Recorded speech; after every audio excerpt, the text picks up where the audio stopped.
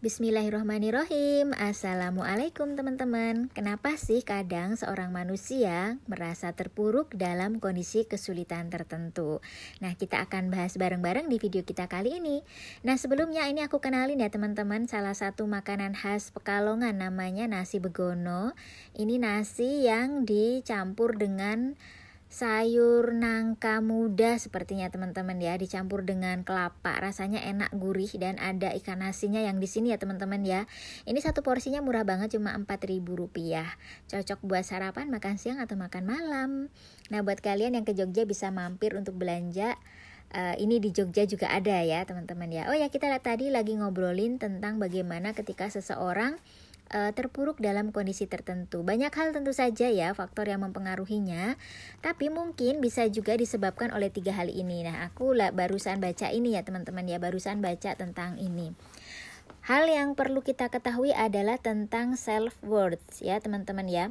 Ini adalah sebuah pengetahuan di dalam diri kita yang menjadikan diri kita itu merasa berharga, dapat dicintai, punya nilai yang penting dalam kehidupan.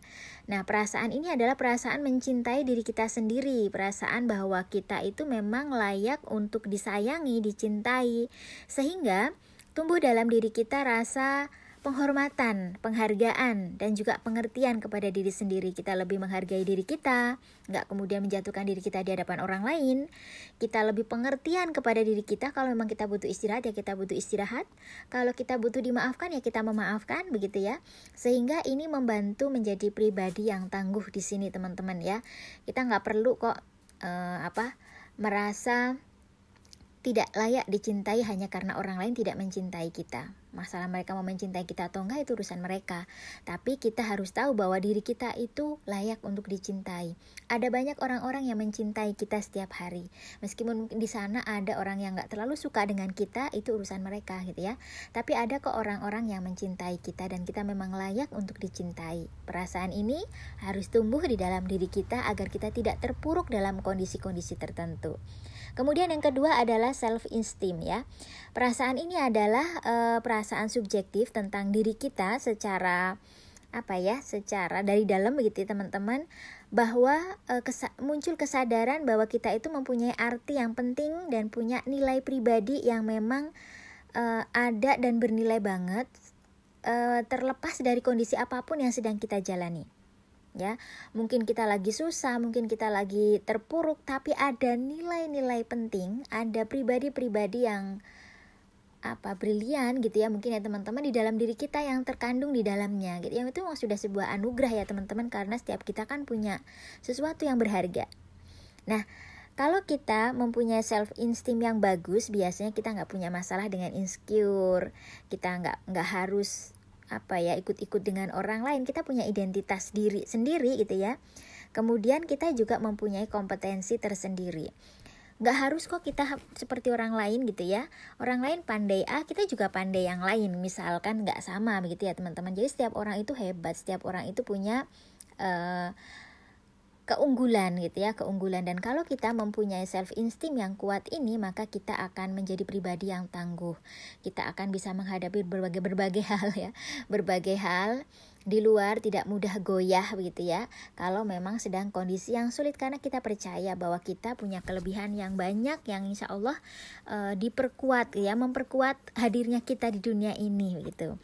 Kemudian yang selanjutnya adalah self-confidence. Ini adalah suatu kepercayaan diri, kita memiliki keahlian di bidang tertentu. Nah, ini juga membuat kita lebih kokoh ketika dalam menghadapi kesulitan. Kalau kita punya keahlian di satu bidang yang itu unggul daripada yang lain, ini juga mendorong kita lebih kokoh ketika menghadapi situasi tertentu. Dan kalau self-confidence ini bisa dibangun ya teman-teman ya. Dibangun lebih mudah, sebenarnya bisa dibangun, tapi lebih mudah karena bisa melalui pengetahuan sekaligus melalui praktek atau latihan yang banyak. Tapi memang yang sering jadi PR ini adalah self-esteem, karena dia bentuknya di dalam.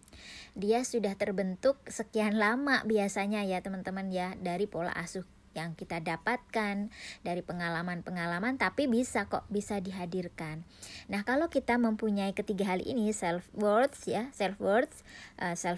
sama self-confidence yang kuat, insya Allah kita akan lebih mapan gitu ya, kita akan lebih kuat ketika dalam kondisi apapun, karena kita mempunyai prinsip yang kuat, kita punya pandangan yang positif dengan diri kita, sehingga akan membantu meningkatkan kesehatan mental. Kita nggak akan mudah tergoyahkan, nggak cepet galau, nggak overthinking ya. Kemudian juga membantu meningkatkan kepedean yang lain ya. Kemudian juga bisa memperbaiki hubungan kita dengan orang lain, karena kita nggak terlalu terpengaruh dengan pandangan orang lain yang tidak membangun begitu ya. Jadi ya kita akan easy going gitu ya teman-teman ya. Pokoknya gitulah ya teman-teman. Kalau kita membangun perasaan yang positif dalam diri kita, ternyata itu memberikan manfaat yang besar juga di dalam maupun di luar diri kita. Jadi memang mari kita harus berikhtiar bareng-bareng ya, bagaimana self-worth kita, self-esteem kita, self-confidence kita itu terus berkembang lebih baik dan lebih baik ya. Sehingga kita bisa menjadi diri kita yang sebenarnya, yang memang dianugerahkan dalam diri kita itu spesial. Kita bisa memberikan banyak manfaat dan tidak jatuh hanya karena komentar orang-orang lain yang mungkin tidak bertanggung jawab ya, atau mereka yang sebenarnya punya masalah sendiri gitu ya, akhirnya kena ke kita. Jadi jangan biarkan diri kita itu diambil oleh orang lain gitu ya teman-teman.